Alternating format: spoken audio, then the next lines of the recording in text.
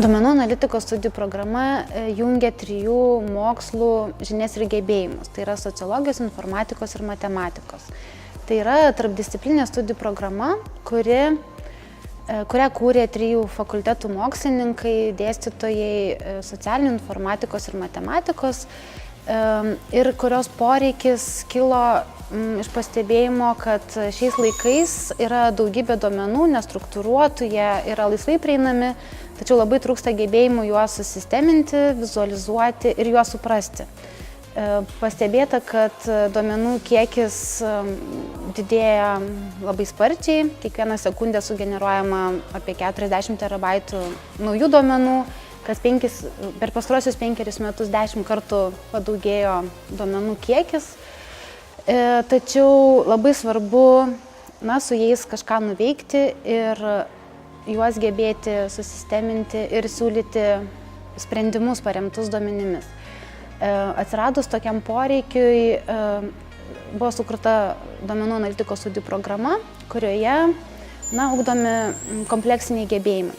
Duomenų analitiką mes matome kaip labai šiuolaikišką, kaip smalsų žmogų, kuris nebijo naujovių, kuris yra imlus technologijom, bet tuo pačiu jis yra smalsus.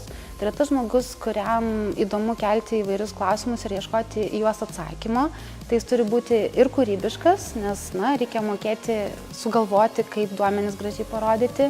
Jis taip pat turi būti įžvalgus, nes toje duomenų anarchijoje reikia surasti kažkokią tvarką ir turėti įrankius tai tvarkai pasiekti. Manome, kad absolventas šios studijų programos galėtų dirbti labai įvairiose sferose.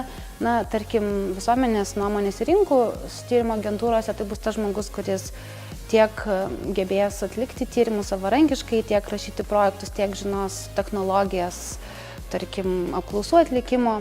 Taip pat šitas žmogus gali būti nepriklausomas ekspertas, freelanceris, kuris gebės siūlyti duomenimis grįstus sprendimus. Ir tie sprendimai labai svarbus yra tiek privačiam, tiek viešajame sektoriuje, nes yra daugybė klausimų, į kuriuos atsakyti neužtenka vienokio kažkokio pobūdžio duomenų. Reikalinga žinoti įvairius duomenų šaltinius ir juos gebėti derinti. Tai mūsų universitetas deda stiprų akcentą ir verslumo ugdymui, tai toks žmogus puikiausiai galės kurti savo intelektualinių paslaugų verslą, kuriame galės pritaikyti tas kompleksinės žinias. Aš esu baigusi sociologijos bakalaurą ir galbūt iš pradžių tuomet papasakosiu, kas yra sociologija. Tai ką geba sociologai? Tai sociologai geba ateiti į tam tikrą problemų lauką ir juos analizuoti, apdoroti ir būti savarankiškais tyrėjais. Tai būtent tą patį geba ir duomenų analitikai. Tai aš manau, kad galbūt tuo ir yra tas toksai sąsaja tarp šių 2 dalykų. Ir norint galbūt atsakyti į šį klausimą, galėčiau vaizdžiai pateikti savo tokią interpretaciją. Tai įsivaizduokime, tarkim, duomenų analitiką, tai žmogus, kuris stovi kambaryje, kuriame yra labai daug durų. Ir jis savo rankoje turi įrankius, tai yra, tarkim, matematika ir informatika. Ir jis atidaręs vienas duris, įeina į tam tikrą problemų lauką, kas, kaip aš anksčiau minėjau, tarkim, globalios problemas. Ir jis savo rankose, turėdamas įrankius, geba tas problemas rasti ir tuo pačiu jas spręsti, ieškoti problemos sprendimo būdų. Gali uždaręs tas duris nueiti į kitą kambarį ir parasti visai kitokias problemas, kaip, tarkim, kaip anksčiau minėjau, pasitenkinimas.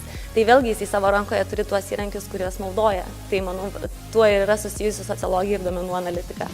Kuomet kalbame apie duomenis, tai informatika visuomet jau bus susijęs. Ir šioje studijų programoje tikrai yra daug modulių, kuriuos dėsto informatikos fakulteto dėstytojai ir jie pateikia savo geriausias žinias, kurios yra reikalingos analizuojant įvairius duomenis.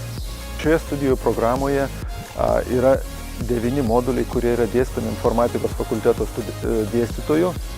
Ir tai sudaro, galima sakyti, 1/4 visos studijų programos apimties.